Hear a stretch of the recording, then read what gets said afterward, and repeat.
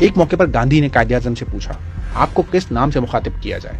قائد اعظم نے برجستہ جواب دیا گلاب کے پھول کو خواہ کسی نام سے کیوں نہ پکارا جائے، اس کی خوشبو گلاب ہی کی ہوگی، جس پر گاندھی نے چپ سادھ لی۔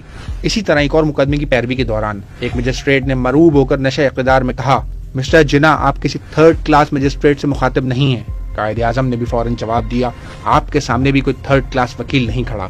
ایک مرتبہ قائد اعظم ایک مقدمے پر بحث کر رہے تھے، مجسٹریٹ اچانک دوران سماعت غصے سے بولا مسٹر جناح میں آپ کی باتوں کو ایک کان سے سنتا ہوں اور دوسرے کان سے اڑا دیتا ہوں۔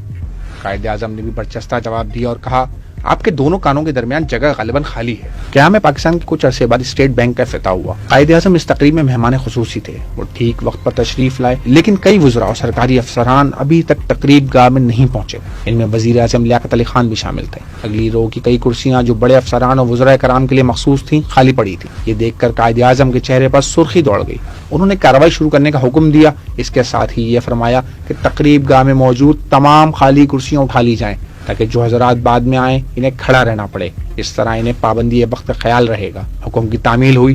تقریب شروع ہونے کے تھوڑی دیر بعد جناب لیاقت علی خان تشریف لائے، ان کے ساتھ چند دوسرے وزراء بھی تھے، لیکن کسی شخص کو ان کے لیے کرسی لے کر آنے یا انہیں اپنی کرسی پیش کرنے کی جرت نہیں ہوئی۔ تقریب کے دوران لیاقت علی خان اور ان کے کئی رفقا کھڑے رہے، ان کا مارے شرمندگی برا حال تھا۔ قائد روانہ ہونے لگے تو ان حضرات نے دیر سے آنے پر بڑی معذرت کی۔ اس واقعے کے بعد کسی مقتدر شخص کو یہ جرت نہ ہو سکی کہ وہ تقریب میں دیر سے آئے۔ ستمبر 1947 میں Quaid Azam governor general house میں ایک دن چہل قدمی کر رہے تھے کہ چلتے چلتے ہاؤس کے جنوبی گیٹ کے بالکل قریب پہنچ گئے۔ ایک سنتری نے جس نے پہلے قائد کو نہیں دیکھا تھا ان سے کہا کہ وہ وہیں رک جائیں۔ اے ڈی سی کیپٹن گل حسن نے سنتری کو بتایا کہ یہ قائد اعظم ہے اور گورنر جنرل بھی ہیں۔ سنتری نے کہا جناب میں نہیں جانتا کہ یہ صاحب کون ہیں، جو آرڈر مجھے ملا ہے اس کی پابندی کرنا میرا فرض ہے۔ قائد بہت خوش ہوئے اور کہا جب تک پاکستان میں اس قسم کے انسان موجود ہیں مجھے ملک کے مستقبل کی کوئی فکر نہیں۔ سنتری کو شاباش دی اور اس بات پر زور دیا کہ وہ اپنا فرض بجا لاتا رہے کیونکہ قانون سب کے لیے ایک ہوتا ہے۔ قائد اعظم کو برطانیہ میں اپنے زمانہ طالب علمی میں شیکسپیئر پڑھنے کا شوق تھا۔ ملک وحید جو کہ ایک بہت بڑے لکھاری اور انڈین ڈپلومیٹک سروس کے ممبر رہے ہیں، انہوں نے 19 مارچ 1947 میں تاج محل ہوٹل بامبے میں قائد اعظم سے اپنی ایک ملاقات کا تذکرہ کرتے ہوئے کہا ہے کہ میں نے محمد علی جناح سے پوچھا کہ آپ نے کبھی انگریزی تھیٹر میں کام کیا ہے؟ قائد اعظم اس وقت خوشگوار موڈ میں تھے۔ انہوں نے مسکراتے ہوئے کہا کہ ہاں میری زندگی کے اس پہلو پر بڑی بات کی گئی ہے مگر اصل حقیقت آج تک کسی کو نہیں پتا۔ وحیدنا کہتے ہیں کہ میں نے پھر پوچھا تو پھر اصل حقیقت کیا ہے؟ قائد اعظم نے وہ واقعہ دہرا دیا جس کی وجہ سے وہ انگریزی تھیٹر تک پہنچے۔ قائد اعظم نے کہا کہ میں اپنے دوستوں کے سامنے شیکسپیئر پڑھا کرتا تھا۔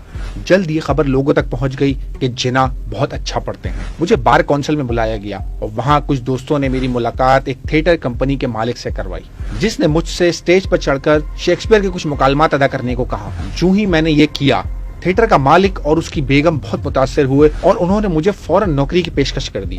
میں بھی بہت خوش ہوا اور اس سارے معاملے پر اپنے والدین کی دعائیں لینے کے لیے ان کو ایک خط لکھ ڈالا۔ قائد اعظم کہتے ہیں کہ میں نے اپنے والد صاحب کو لکھے گئے خط میں کہا کہ قانون کے پیشے میں کامیابی یقینی نہیں، اگر میں تھیٹر کے کیریئر کو اپناتا ہوں تو یہ میری زندگی کی بہت اچھی شروعات ہوں گی جس میں برطانیہ کے اندر اپنے تعلیمی اور دیگر اخراجات خود اٹھا سکوں گا۔ قائد اعظم کے والد نے جوابی خط میں اس کام کی شدید مخالفت کی، بلکہ ایک جملہ جس نے قائد اعظم کو سب سے زیادہ متاثر کیا وہ ان کے والد کا یہ تھا کہ تم اپنے گھر والوں کے ساتھ کبھی غداری نہ کرنا۔